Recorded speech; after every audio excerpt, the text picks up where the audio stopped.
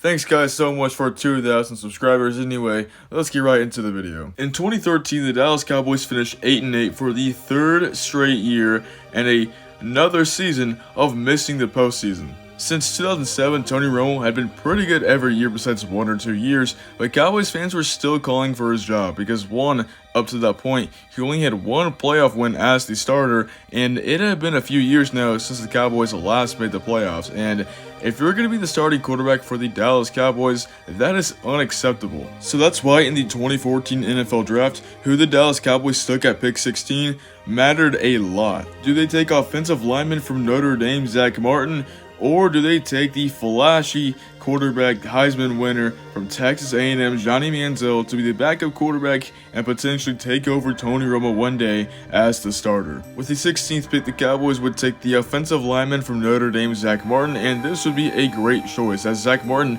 entering his 11th season and entering 2024, has proved himself to be one of the best offensive linemen of the past decade, and honestly, I think he's a first ballot Hall of Famer. On the other hand, Johnny Manziel would be drafted by the Browns, and in his first 2 seasons, he had a 2-6 starting record at quarterback. When he was on the field, he played horrible, and after 2015, just his second year, he would be released and never played in the NFL again.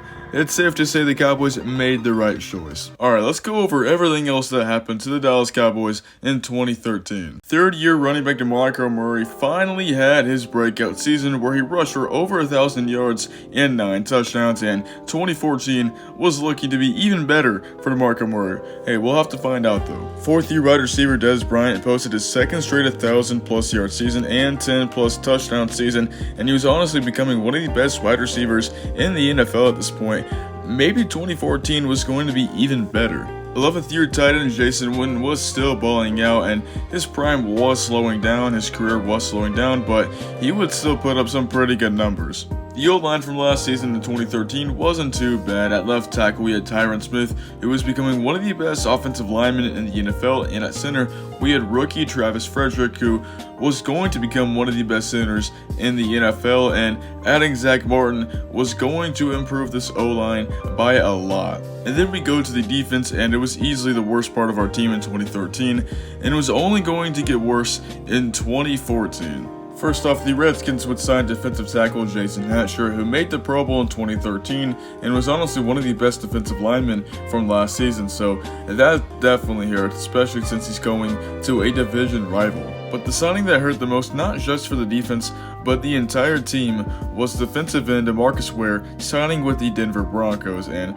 Ware had built a Hall of Fame career with the Dallas Cowboys. He was one of the best Dallas Cowboys players defensively in a long time, and he even made it to the Hall of Fame a few years after he retired. And this signing definitely hurt because he was looking to win a Super Bowl, and he would get that in 2015. So honestly, they lost more than they gained in the offseason, which is pretty much every single Cowboys offseason in my lifetime, and things weren't looking good. 3 straight 8-8 records, they hadn't made the postseason in a long time. Was Tony Romo going to be out after this season? Was Jason Garrett going to be gone after the season? We had to wait and see.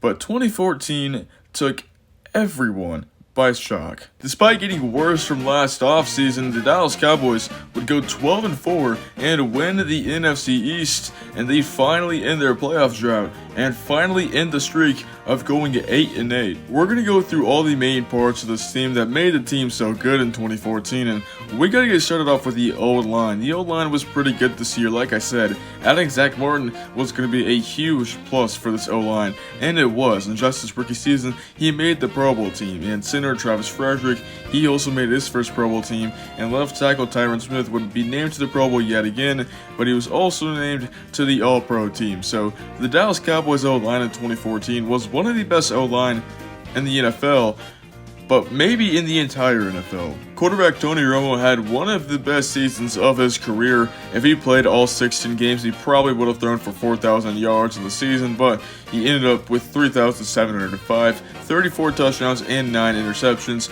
One of the best quarterbacks that season. Jason Witten had another decent season, as in 2014 he got 64 passes, 703 yards, and 5 touchdowns, but it was clear his career was slowing down. He only had a few years left in the tank, and he really wasn't a main weapon on this offense anymore. Fifth-year wide receiver Dez Bryant had the best season of his career as he got 88 passes, which is pretty funny, 1,320 yards, and 16 touchdowns, which is insane. And you could argue that in 2014 he was the best receiver in the NFL that year.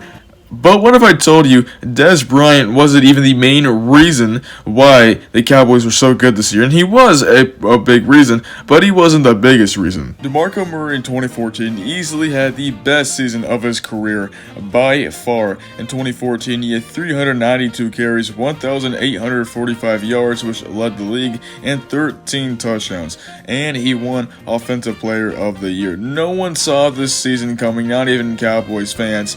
This was a season to remember by DeMarco Murray. I even made a full video about him and his career because this one season was just this amazing. He had a good career outside of this, but this season just was on another level. Now we have to go through the season itself because it was a wild one. The Cowboys would open up the 2014 season with a Week 1 loss at home to the 49ers 28-17. Even though the 49ers were viewed at the time as a Super Bowl contender, you still don't want to lose on the first game of the year. But after that loss, the Cowboys would go on a 6-game winning streak, which included beating the Texans on this Dez Bryant catch and also beating the reigning Super Bowl champions, the Seattle Seahawks. However, the Cowboys would lose 3 of their next 5 games to the Redskins, Cardinals, and the Eagles on Thanksgiving, which was an embarrassing loss, and their game against the Giants, which they won, was the OBJ catch game, so that's a little fun fact for you. And this stretch of games would drop them to 8-4 and second in the NFC East. But in their last 4 games of the year, the Cowboys would end off their season on a 4-game winning streak,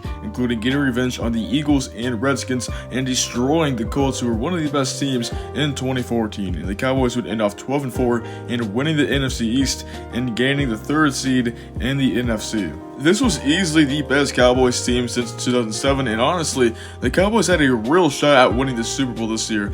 And I'm being dead serious, this isn't another thing where the Cowboys fans say, this is our year. It genuinely looked like this could have been their year. The NFC in 2014 was really competitive and stacked and honestly diverse, as there was a 3-way tie at first place with the Seahawks, Packers, and the Cowboys. However, the Cowboys got the unluckiest. I don't really know what I was going there, but they got pretty unlucky, being a 3rd seed, the Packers the 2nd, and the Seahawks the 1st. However, they already beat the Seahawks in the regular season, and people thought they could have beat the Packers. Honestly, anything could have happened. It was really up for grabs. But in the wildcard round, they'd have to take on the Detroit Lions, the 6th seed from the NFC North, and the Lions themselves were also a very hungry team for at least a playoff win, led by Matthew Stafford, who had been there for 6 years. Finally turned the team around, and they desperately needed a playoff win. The Cowboys were trailing for most of the game, but a game-winning touchdown from Tony Romo to Terrence Williams sealed the deal, and the Cowboys won 24-20. There is a very controversial PI call that was not called, and Lions fans still talk about it to this day. Kind of funny, Lions fans complaining about calls against the Cowboys. That's really weird, but the Cowboys still won. But in the very next round, the Cowboys would have to go up against the Packers in Green Bay, so already that's a huge disadvantage. And not only that, but the Packers were led by 2014 NFL MVP Aaron Rodgers, so it made things a lot more harder. This team looked very complete. It was going to be a great game, but a tough one for the Cowboys. Well, if you were a Cowboys fan or you were around during that time, you know what happens in this game. Late in the game, Dez Bryant made a catch near the goal line of the Packers. However, the ref said he didn't catch it. Therefore, the Cowboys drive pretty much didn't count for the most part, and the Cowboys would lose that game 26-21. There was a lot to be proud of from this season. A 12-4 record, one of the best teams in the NFL, coming this close to making the NFC Championship. There was a lot to be proud about. However, there was a lot to be worried about for the upcoming years. Tony Romo's age was definitely becoming a factor, as he was going to be turning 35 for the 2015 season, and with age comes injury, so health was a big issue on that fact. Not only that, but these two guys you see on the screen here, DeMarco Murray and Dez Bryant, were easily the 2 best players on the Cowboys team in 2014, and they had to pay both of them for this upcoming offseason, but they could only pay one of these guys, so one of these guys would have to leave during free agency. Who would walk away? There are so many questions to be answered in 2015.